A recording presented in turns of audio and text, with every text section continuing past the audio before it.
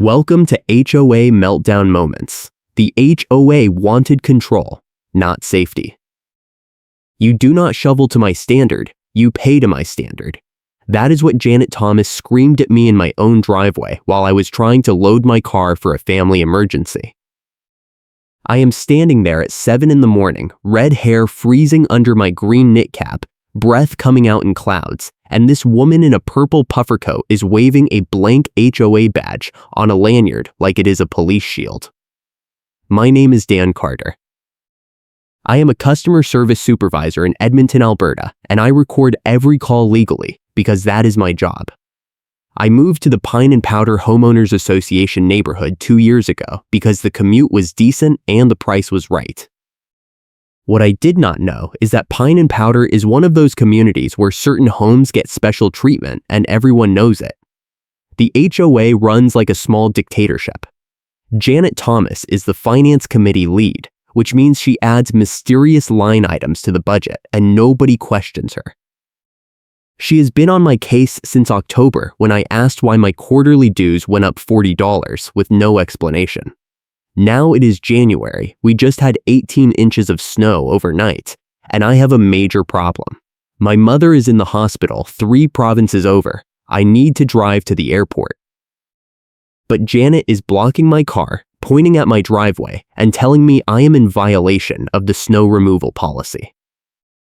Janet is saying I shoveled too late. I am saying I shoveled at 6 this morning, which is 2 hours after the snow stopped.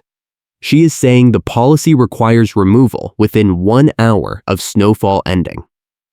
I am saying, show me the policy.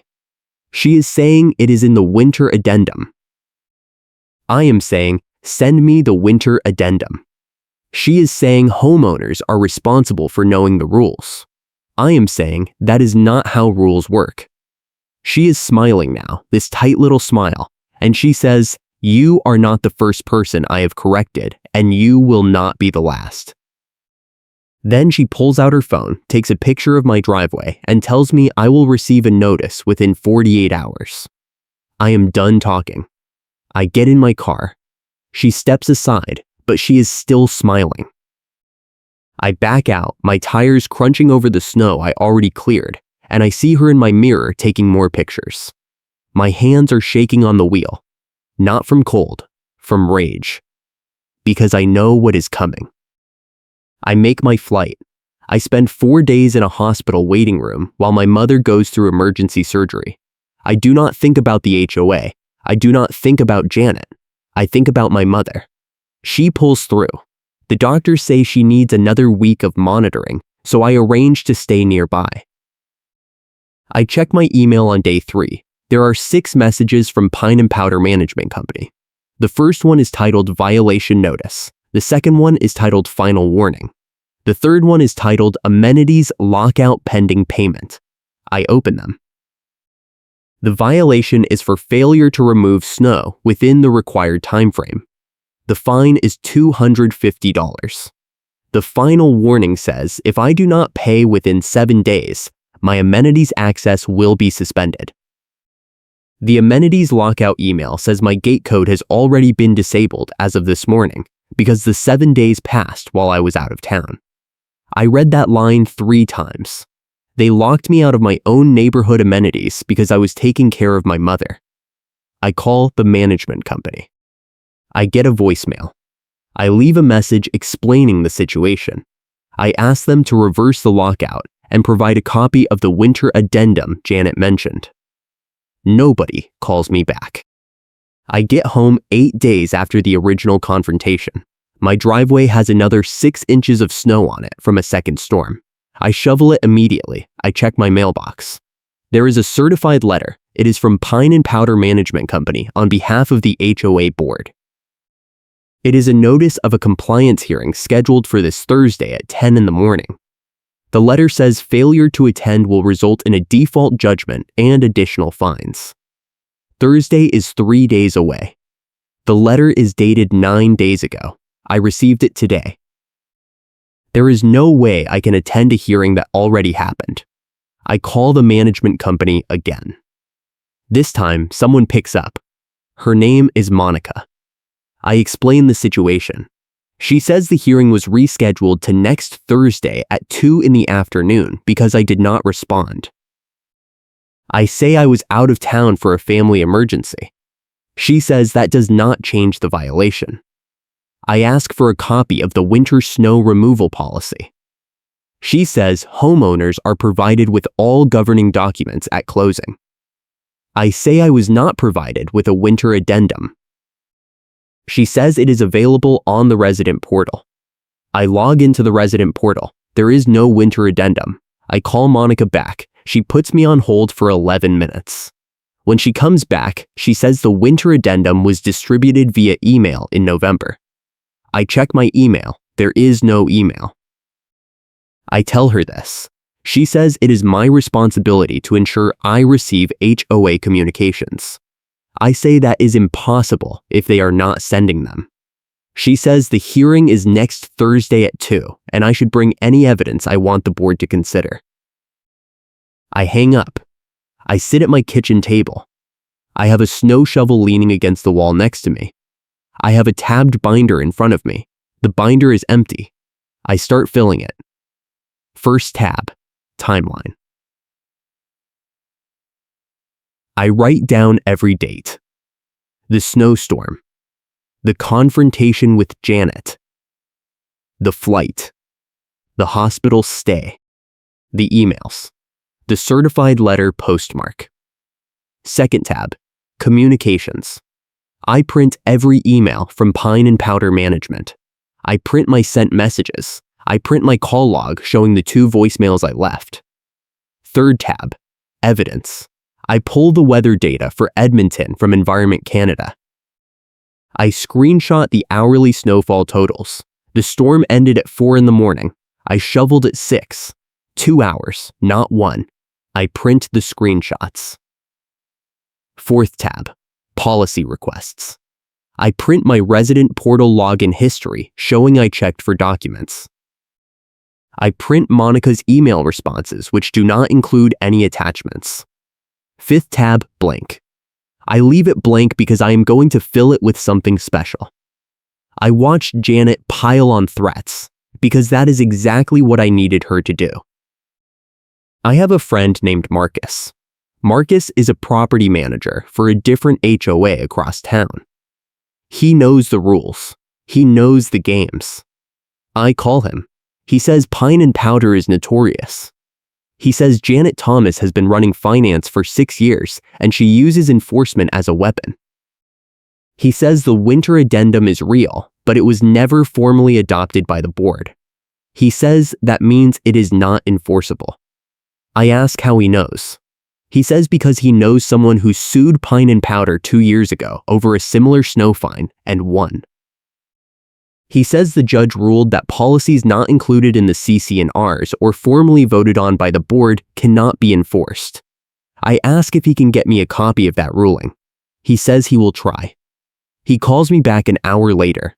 He has the case file. He emails it to me. I print it. I add it to tab 5. Now I have a plan. The hearing is in 6 days. I need more. I go to the Pine and Powder website. I download every document they have posted. CC&Rs bylaws, architectural guidelines, budget summaries. None of them mention a winter addendum. I check the meeting minutes archive. The last posted minutes are from August. Nothing since. I call Monica again. I ask for copies of the board meeting minutes from September through January. She says those are not available yet. I ask when they will be available. She says the board has up to 90 days to approve and post minutes. I say that means the board could have passed the winter addendum in November and I would have no way to know until February. She does not answer. I say I am formally requesting all board meeting minutes from the past 6 months under my rights as a homeowner. She says she will pass the request to the board secretary. I do not hear back. Thursday is 2 days away. I get another email. This one is from Janet directly. Her email signature says Finance Committee Lead, Pine and Powder HOA. The subject line is Compliance Reminder. The body says, Your hearing is scheduled for Thursday at 2. Bring payment for the outstanding fine of $250 or be prepared to discuss a payment plan. Failure to resolve this matter will result in a lien on your property. She does not mention my policy request. She does not mention my mother. She does not acknowledge anything I said. I reply. I say I will attend the hearing and I will bring documentation. I do not say what documentation. I hit send. She replies in 4 minutes. She says, I look forward to resolving this matter professionally. I read that line and I know she thinks she has already won. Wednesday afternoon, I get a text from Marcus. He says he talked to his contact at the city planning office. He says snow removal enforcement is tricky because the city has its own bylaws and the HOA can only enforce rules that do not conflict with city code. He says the city allows up to 24 hours for residential snow removal after a storm. He says if the HOA policy says 1 hour, that is stricter than city code, which means the city takes precedence. I ask if he can get that in writing. He says he can do better. He says his contact is a city inspector named Glenn who handles bylaw complaints. He says Glenn is willing to come to the hearing if I formally request an inspection. I say, how do I do that? Marcus says file a complaint online saying the HOA is enforcing a rule that conflicts with city code. I do it immediately. I get an automated reply saying an inspector will contact me within 3 business days. That is not fast enough. I call the number on the website. I get Glenn. I explain the situation. He says he cannot attend a private HOA hearing. I say the hearing is about a city bylaw conflict. He says that changes things. He says if the HOA is fining me for something the city allows, that is a problem. He says he will stop by the HOA office tomorrow and request their winter enforcement policy. He says if they refuse to provide it, that is also a problem. I thank him. I hang up. I add a 6th tab to my binder. I label it City Bylaw. I print the Edmonton Snow Removal Bylaw Summary. I print Glenn's contact info. I am ready. Thursday at 2. The hearing is at the Pine and Powder Clubhouse. I arrive at 1:50. The parking lot is half full. I see Janet's car. It is a white SUV with a vanity plate. I do not see any other board members. I walk in. The clubhouse lobby smells like coffee and old carpet. There is a woman at the front desk. She tells me the hearing is in the conference room. I walk down the hall. The conference room has a long table. Janet is sitting at the head. There are 2 other people. One is Monica from the management company. The other is a man I do not recognize. He is older, gray hair, wearing a reflective vest over a dress shirt. Janet is also wearing a reflective vest. I realize this is her signature move. She wears the vest like she is directing snow removal operations, even though the HOA does not plow anything. The man in the vest is introduced as Bill, the board vice president. Monica says the board president could not attend. I sit down. Janet does not make eye contact. She is shuffling papers. Bill says, let us begin. Bill reads the complaint. He says I failed to remove snow within the required time frame on January 6th. He says the fine is $250. He says the fine is still unpaid. He asks if I have anything to say. I open my binder. I start with tab 1, the timeline. I explain I shoveled 2 hours after the snow stopped, which complies with city code. Janet interrupts. She says city code is not relevant. She says the HOA has its own standards. I say show me the standards. She says they are in the winter addendum. I say I never received a winter addendum. She says it was emailed. I say I have my email records and there is nothing. Monica jumps in. She says the email was sent November 15th. I ask her to forward it to me right now. She does not move.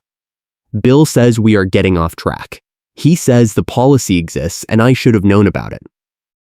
I say, how can I follow a policy I have never seen? Janet says ignorance is not an excuse. I say withholding the policy is. She leans forward. She says, you do not shovel to my standard, you pay to my standard. That is the second time she has said it. I make a note. If you are enjoying this HOA nightmare, hit subscribe so you do not miss the ending. I move to tab 2, Communications. I show them my call logs. I show them my emails requesting the policy. I show them the resident portal screenshots proving the winter addendum is not posted. Janet says the portal is updated quarterly. I say it is January and the last update was September. She does not answer. Bill says this is all very interesting, but it does not change the fact that I violated the policy. I say the policy is not enforceable if it was never formally adopted. I pull out tab 5. I slide the case file across the table. Bill picks it up. He reads the cover page. His face changes. Janet grabs it from him. She reads it. She puts it down. She says the case is not relevant. I say it is exactly relevant. It is the same HOA. It is the same type of violation. The judge ruled that unadopted policies cannot be enforced. Janet says the winter addendum was adopted. I say show me the meeting minutes. She says the minutes are not finalized. I say then how do I know the policy was adopted? She does not answer. Bill looks uncomfortable. He says maybe we should table this until the board reviews the policy status. Janet says no. She says we are resolving this today. She looks at me. She says I can either pay the fine or we move forward with a lien. I do not move. I say I am not paying. Monica speaks up. She says there is a procedure for disputed fines. She says I can request arbitration. Janet cuts her off. She says arbitration costs money and takes months. She says I am wasting everyone's time. I say I am defending my rights. She says I am playing games. I say I am following the rules, which is more than the HOA is doing. Bill says we need to take a break. Janet says no. She stands up. She says if I do not pay, she will recommend the board file a small claims case against me. I say go ahead. I say I will countersue for harassment and improper enforcement. She laughs. She says good luck. She says, you are not the first person I have corrected, and you will not be the last. That is twice now. I write it down. Bill sees me writing. He says, what are you doing? I say, I am documenting this meeting. He says, we do not allow recordings. I say I am taking notes, not recording. Janet says that is the same thing. I say it is not. She says she wants me to stop. I say no. She looks at Bill. He shrugs. Monica says maybe we should reconvene with legal counsel present. Janet says we do not need legal counsel. She says I am in violation and I am going to pay. I close my binder. I say I am not paying. I say if the board wants to file a claim, they can. I say I will see them in court. I stand up. Janet says, sit down. I walk out. I get to my car. My hands are shaking again. Not from fear, from adrenaline. I did not fold. I did not pay. I drove home. I check my email an hour later. There is a message from Monica. It says the board voted to move forward with a small claims filing.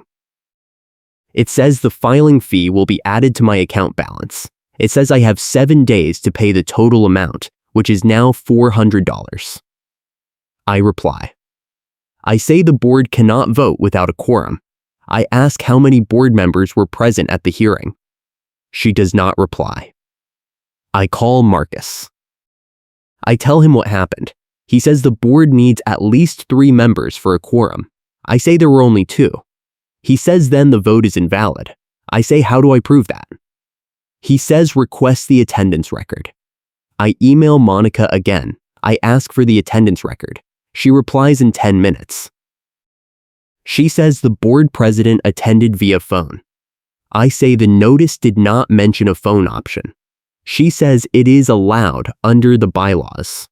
I check the bylaws. It says board members can attend via phone if they notify the secretary 24 hours in advance. I email Monica. I ask if the secretary was notified. She does not reply. 2 days later, I get a certified letter. It is a small claim summons. The filing is for $400 plus court costs. The hearing date is 3 weeks away. The letter says I can contest the claim by filing a response within 10 days. I call a lawyer. Her name is Sandra.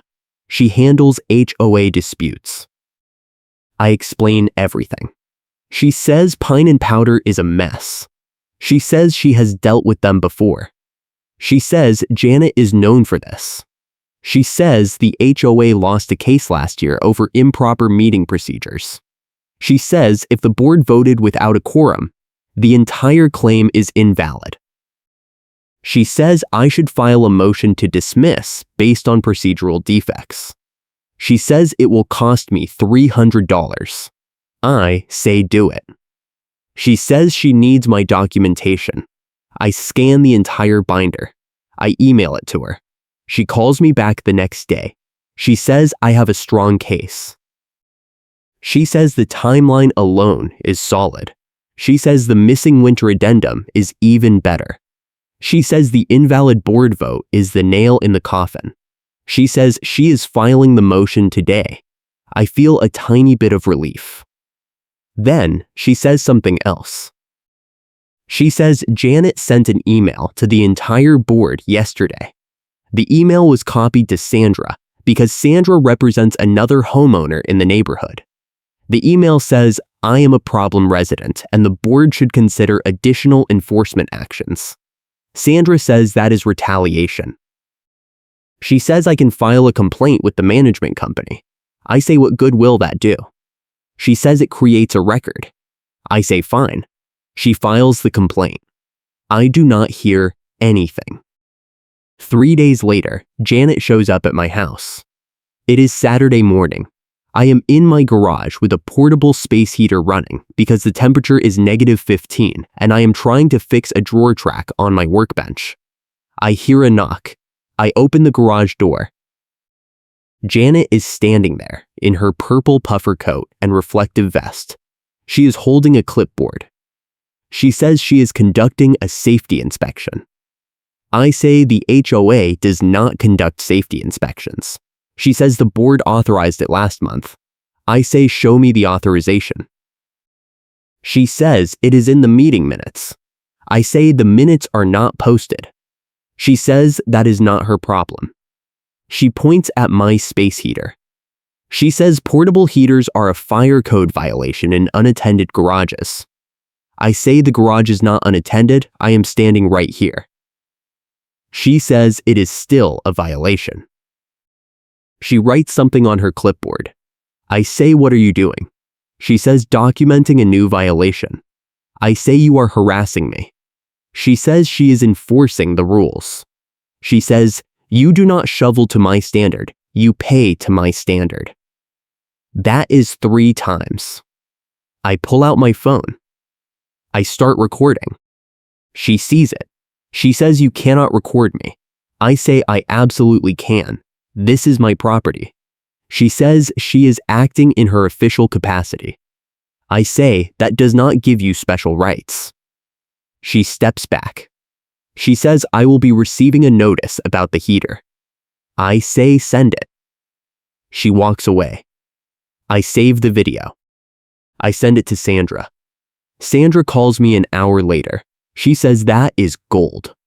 She says Janet just handed me a harassment claim on a silver platter. She says we are amending the motion to include harassment and improper inspection. I feel better. Not great. Better. The small claims hearing is in 10 days. I get another email from Pine and Powder Management. This one says, my water bill is overdue. I check my account. I paid the water bill online 3 weeks ago. I call Monica. She says there was a system error and my payment did not process. I say I have a confirmation number. She says the system does not show it. I say that is not my problem. She says I need to pay again. I say no. I say fix your system. She says, if I do not pay, my water will be shut off. I say you cannot shut off my water for a billing error. She says the HOA has the right to shut off utilities for non-payment. I say I paid. She hangs up. I call Sandra. She says that is illegal. She says the HOA cannot shut off utilities without proper notice and due process. She says if they try, I can sue for damages. I say I do not want to sue, I just want them to leave me alone. She says file a complaint with the city. I say I already did. She says file another one, specifically about the utility threat. I do it. Glenn, the city inspector, calls me that afternoon. He says he visited the Pine and Powder office yesterday. He says they refuse to provide a copy of the winter enforcement policy. He says that is suspicious. He says he is opening a formal investigation. He says he will need to interview board members. I ask if he can attend the small claims hearing. He says no, but he can provide a written statement confirming the city bylaw allows 24 hours for snow removal. I say that would be amazing. He says he will email it to me by the end of the week. 1 week before the hearing, something changes. I get a call from a number I do not recognize. It is Bill, the board vice president. He says he wants to talk off the record. I say there is no such thing as off the record when I am being sued. He says he understands. He says he is calling because he thinks the board made a mistake. He says Janet pushed for the small claims filing without full board approval. He says the board president was not actually on the phone during the vote. He says Monica lied. I say, why are you telling me this? He says because he does not want the HOA to lose another lawsuit. He says Janet is out of control. He says she has been adding enforcement actions without board votes for months. He says the board just found out. I ask if he is willing to say that in writing. He says no. I say then this conversation is useless. He says he is trying to help. I say help by fixing the problem, not by calling me and asking me to drop my defense. He is quiet for a moment. Then he says the board is meeting tomorrow night. He says they are voting on whether to remove Janet from the finance committee. He says if the vote passes, the small claims case will be dropped. I say what if it does not pass? He says then I should be ready for court. He hangs up. I call Sandra. I tell her about Bill's call. She says that is promising, but do not trust it. She says HOA boards make promises all the time and then reverse course. She says we move forward as planned. I agree. The next night, I drive past the clubhouse. The parking lot is full. There is a board meeting. I do not go in. I do not need to. Marcus calls me at 9:30. He says his contact on the board just texted him. The vote failed. Janet is staying on the finance committee. The small claims case is moving forward. I thank Marcus. I hang up. I sit in my car. I realize I am going to have to deploy my trump card earlier than I wanted. Because the truth is, I have been holding something back. Janet made a huge mistake. She sent me an email in December before the snow violation, threatening enforcement if I did not pay the extra $40 in dues. That email was CC'd to Monica and to someone named Kevin at southpinemanagement.com. Kevin works for South Pine Property Management, a completely different company. Pine and Powder uses North Ridge Management, where Monica works. I did not understand why Kevin was CC'd until Marcus explained it. South Pine is a competitor. Kevin is Monica's ex-boss. Kevin and Monica have a history of coordinating enforcement actions across multiple HOAs to justify higher management fees. It is borderline fraud. And Janet was in on it. That email chain is proof. I have the headers. I have the metadata. I have a full thread showing Janet and Monica and Kevin planning enforcement actions against multiple homeowners to inflate violation revenue. Sandra said I should save it for trial. But now I realize if I do not use it, I am going to spend months fighting this in court. So I am using it. I forward the email chain to Sandra. I tell her to file an emergency motion. I want a temporary restraining order stopping all HOA enforcement actions against me while the dispute is under review. I want discovery on the relationship between Janet, Monica, and Kevin. I want the small claims case stayed. Sandra says that is aggressive. I say good. She says it will take a few days to prepare. I say do it fast. She does it. 2 days later, the motion is filed. The court schedules a hearing for the day after the small claims hearing. That means both cases are running at the same time. Janet does not know about the restraining order yet. Sandra says we will serve her at the small claims hearing. I say, that is going to be a scene. Sandra says good. The small claims hearing is on a Thursday. I arrive early. The courthouse is downtown. It is a cold day, breath visible, snow piled high on the sidewalks. I meet Sandra in the lobby. She has the restraining order paperwork in a folder. We go into the courtroom. Janet is already there with Monica. They are sitting at the plaintiff table.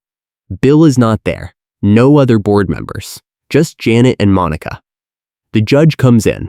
He is older, bald, wearing reading glasses. He calls the case. Janet stands up. She starts reading from a prepared statement.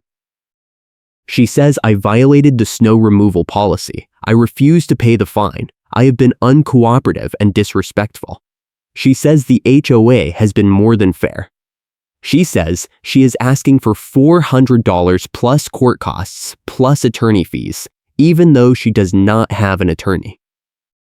The judge asks if she is representing the HOA. She says yes. He asks if she is an officer of the HOA.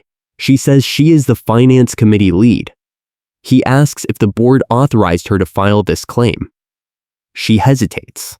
She says yes. He asks for proof. She says the board voted. He says, show me the meeting minutes. She says the minutes are not finalized yet. He looks at her over his glasses.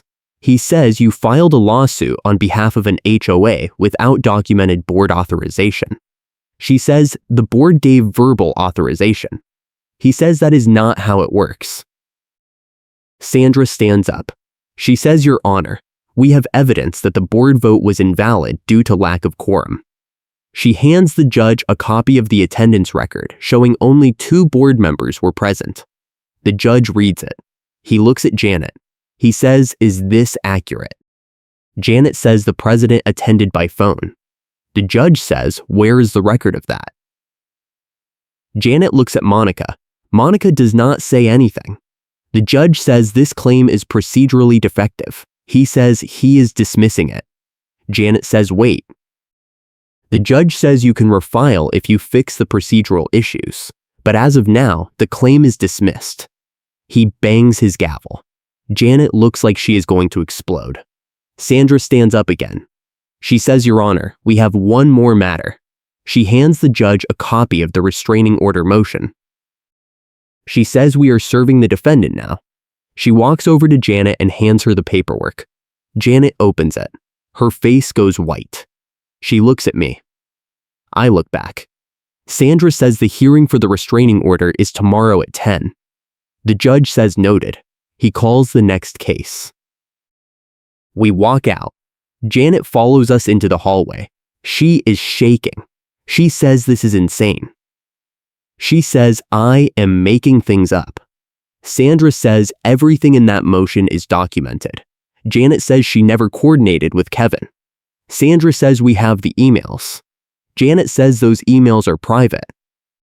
Sandra says they were sent to my client, which makes them discoverable. Janet says she is going to fight this. Sandra says, good luck. We leave. Janet is standing in the hallway yelling at Monica. I do not hear what she says. I do not care. The restraining order hearing is the next morning. This time, the HOA brings a lawyer. His name is Tom. He is young, maybe 30, wearing a suit that does not fit right. He stands up and says the motion is frivolous. He says there is no evidence of coordination between the HOA and South Pine management. Sandra says we have emails. He says the emails are being taken out of context. The judge says, let me see them. Sandra hands him the full email chain. The judge reads for 5 minutes. Nobody talks. Then he looks at Tom. He says this looks like a billing scheme. Tom says it is standard property management communication. The judge says it looks like collusion to inflate violation fees. He says he is granting the temporary restraining order. He says all HOA enforcement actions against me are stayed for 90 days while the dispute is reviewed. He says the HOA must provide copies of all policies, meeting minutes, and financial records related to enforcement actions. He says if the HOA fails to comply, he will extend the order and consider sanctions. Tom tries to argue. The judge cuts him off. He says this is not negotiable. He bangs his gavel. Janet stands up. She says this is not fair. The judge says sit down. She sits. We leave. Outside, it is snowing again. Light flakes, the kind that melts when it hits the ground.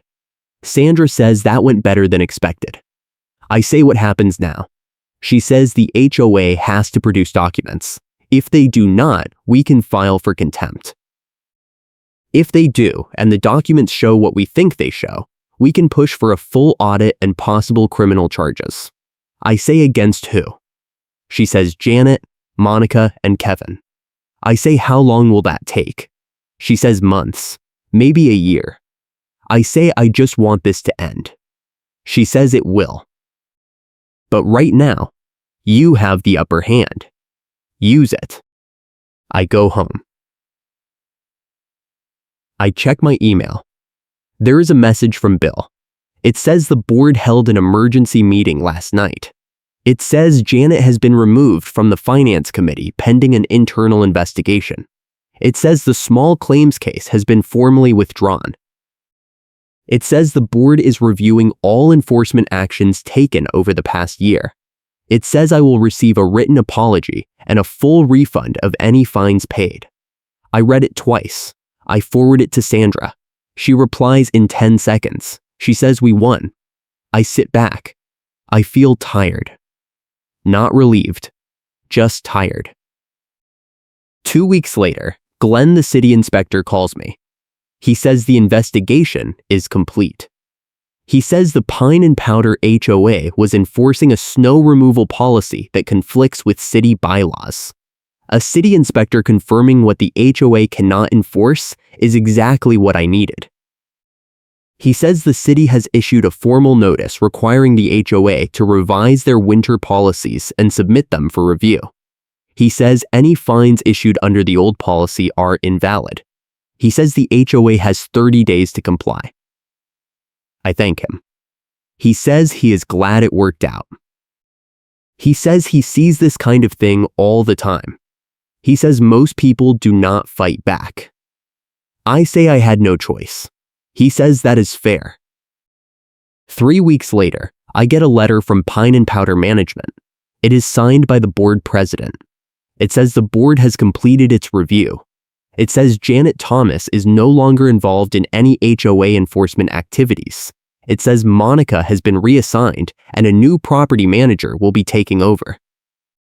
It says the HOA must publish standards and timelines to all homeowners within 60 days, and any enforcement actions must follow documented procedures.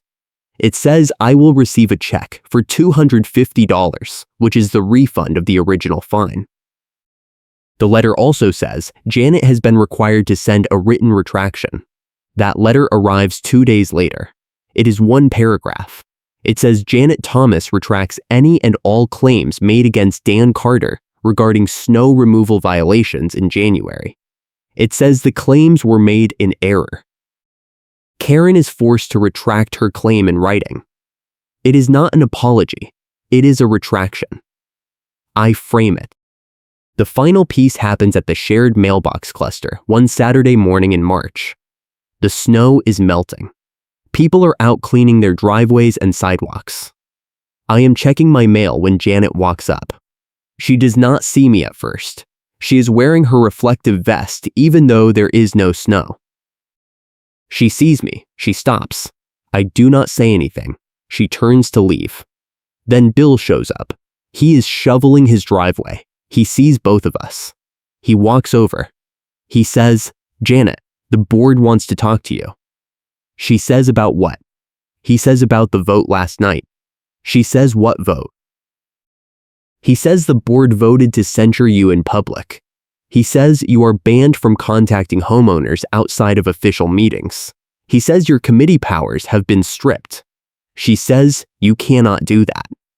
He says we already did. He hands her an envelope. She opens it. She reads it. Her face goes red. She looks at me. She says this is your fault. I say no. I say you did this to yourself. I say, you are not the first person I have corrected, and you will not be the last. She recognizes the line. Her mouth opens. She does not say anything. She walks away. Bill watches her go. He looks at me. He says, I am sorry. I say you should have stopped her months ago. He says I know. He walks back to his driveway. I get my mail. I walk home. I do not see Janet again. In April, the new property manager sends an email to all homeowners. It includes the revised winter snow removal policy. The policy says homeowners have 24 hours to clear snow after a storm ends, which matches city code. It includes a schedule of fines, a clear appeal process, and contact information for questions. It is posted on the resident portal.